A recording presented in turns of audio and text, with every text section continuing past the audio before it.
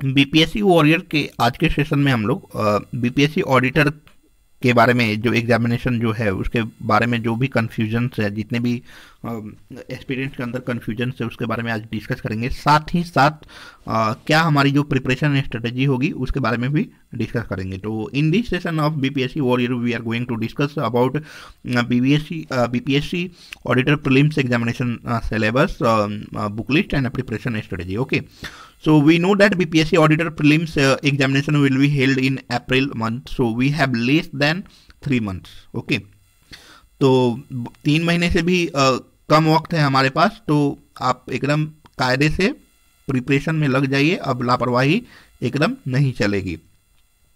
जैसे बीपीएससी का जो ऑडिटर का जो नोटिफिकेशन आया था उसमें बता दिया गया था कि जो प्रीलिम्स एग्जामिनेशन होंगे और जो मेंस एग्जामिनेशन होंगे वो एग्जैक्टली सेम होंगे। बीपीएससी का जो कोर एग्जामिनेशन होता है प्रीलिम्स एंड मेंस उसी के जैसे ही होंगे, ठीक है। लेकिन फिर भी बहुत सारे यूट्यूबर्स और बहुत सारे ब्लॉगर्स ने एस्पिरेंट्स के अंदर कन्फ्यूजन क्रिएट किया हुआ है कि एग्जाम पैटर्न्स कैसे होगा, ठीक है। Some are saying there will be more weightage of mental ability and maths portion, blah blah blah, but the fact is no one knows about the weightage of the exam patterns, all are only discussing on speculations. okay, so basically the problem is the BPSC had not announced the question patterns like other BPSC examinations such as BPSC assistant. okay, so it would be better to walk in both on both perceptions. And at last of this video we will discuss how to prepare in the way that both perceptions based syllabus would be cover. okay, और मैंने पिछला जो previous year questions मैंने BPSC auditor के जो देखे हैं उसमें कहीं भी मैथ और ये मेंटल एबिलिटी का जिक्र नहीं है। उसमें सिर्फ जीएस और जीके का ही पोर्शन उसमें आया हुआ है। पहले ये बिहार एसएससी बोर्ड लेता था, लेकिन अब बीपीएससी ले रहा है। तो लोग बोल रहे हैं कि इसमें मैथ या रीजनिंग का ज़्यादा वेटेज रहेगा, तो हम रिस्क नहीं लेंगे, ठीक है। अभी किसी को भी कुछ पता नहीं है, इंस्टीट्यूशंस को पता नहीं है कि कैसा होगा सिलेबस, कैसा नहीं। लेकिन अपने को क्या है कि अपने को पूरा कवर करना है। हम जैसे 66 या 67 के लिए आप प्रिपेयर कर रहे हो, वो तो सारी चीज़ें आप लोग पढ़ ही रहे हो, क्योंकि इसके बाद ही अप्रैल के बाद ही आपका मई या जून में 67 का आ जाएगा, जून मंथ में आ जाएगा उसका नोटिफिकेशन। तो ये हमारे साथ हेल्प करेगा।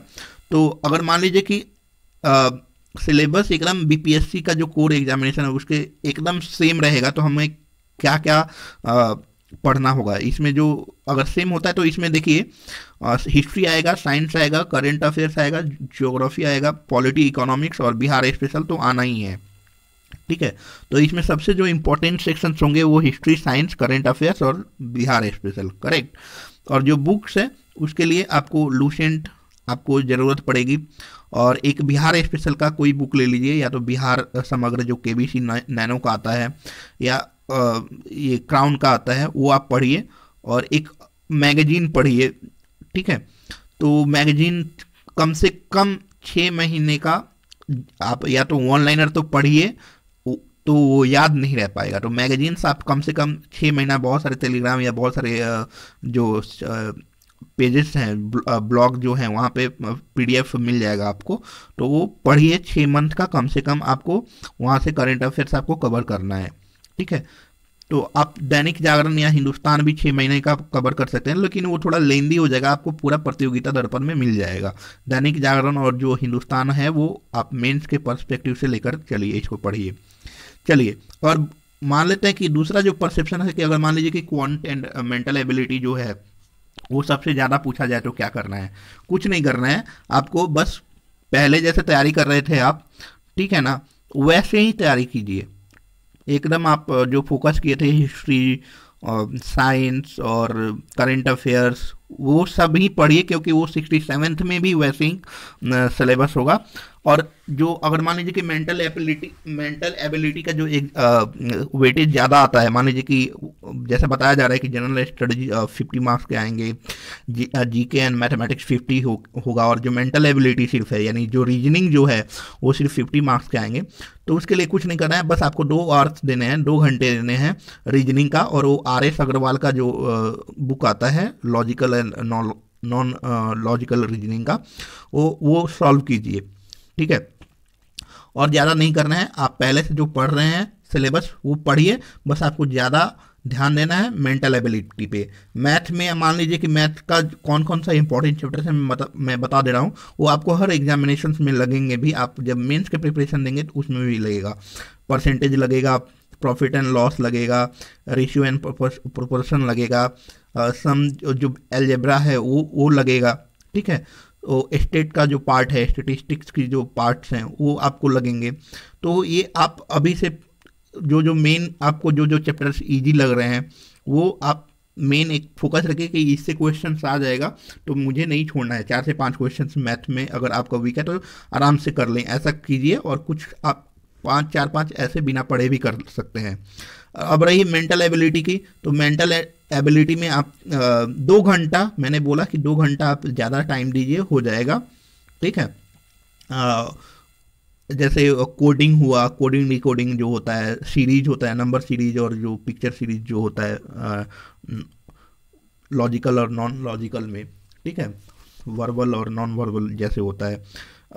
सीलॉग हुआ, सीलॉग, उसके बाद से आपका ब्लड रिलेशंस हुआ, उसके बाद से सीटिंग अरेंजमेंट हुई, उसके बाद से पजल्स वगैरह हुआ। तो ये सारे चैप्टर्स जो रीजनिंग के हैं वो आप ज़्यादा 2 घंटा अगर वक्त देते हैं डेली तो आप आराम से कोई भी रीजनिंग का क्वेश्चंस कर पाएंगे, ठीक है।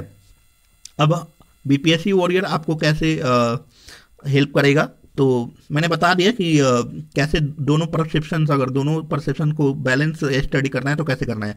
सबसे पहले आप जो पढ़ रहे हैं शुरू से, जो बीपीएससी 66 और 67 का जो सिलेबस है आप कवर कर रहे हैं वैसे ही सेम कवर कीजिए। बस आप रीजनिंग को 2 घंटा एक्स्ट्रा दीजिए, बस, और कुछ नहीं करना है। रीजनिंग पे फोकस कीजिए। मैथ में जो इंपॉर्टेंट है, जो आपका ratio and proportion, simple interest, compound interest, profit and loss, ठीक है, ये जो बेसिक जो चैप्टर्स हैं उस पर ज़्यादा ध्यान दीजिए, ठीक है। पार्टनरशिप हुआ, वो सारी चैप्टर्स पे ज़्यादा ध्यान दीजिए। ज़्यादा आपको मैथ पे फोकस करने की ज़रूरत नहीं है, बाकी आप निकाल लेंगे, ठीक है। मेंटल एबिलिटी पर बस 2 घंटा दीजिएगा, बहुत है अभी से। अब आते हैं कि हम यानी बीपीएससी वॉरियर्स आपको बीपीएससी ऑडिटर्स और मेंस का जो है वो क्रैक करने में क्या मदद करेगा। तो हम लोगों ने साइंस का सेशन स्टार्ट कर दिया है और बहुत जल्द ही, अभी थोड़ा सा बिजी शेड्यूल चल रहा है, बहुत जल्द ही और बहुत सारे वीडियो अपलोड करेंगे हम लोग। करंट अफेयर्स हम लोग अपलोड कर रहे हैं, ठीक है। Daily current affairs, Bihar special current affairs भी अगले महीने से अपलोड होना चालू हो जाएगा। और जितने भी कंटेंट है, जितने भी टॉपिक्स हैं बीपीएससी ऑडिटर के लिए, साइंस का हो, हिस्ट्री का हो, वो सारी चीज़ हम लोग कवर कराएंगे। और एक लास्ट मिनट बीपीएससी जो होता है, यानी 1 महीना जब रहेगा, एक महीना से 15 डेज रहेगा एग्जामिनेशन का, तो लास्ट मिनट बीपीएससी में हम लोग मॉडर्न हिस्ट्री का तो डाल दिया गया, और जितने भी टॉपिक्स हैं जो रिविजन्स में आपको मदद करेंगी वो आपको प्रोवाइड किया जाएगा। अब आते हैं बोनस टिप्स के बारे में।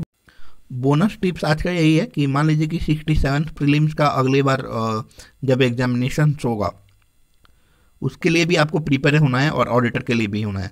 तो आप 67 का ही तैयारी कीजिए, मेन उस पर ज़्यादा फोकस कीजिए, बस इस पर, और कोशिश कीजिए कि 2 महीने तक ख़त्म कर दें इसको, करेक्ट। और उसके बाद से आपको रीजनिंग पे ज़्यादा ध्यान देना है।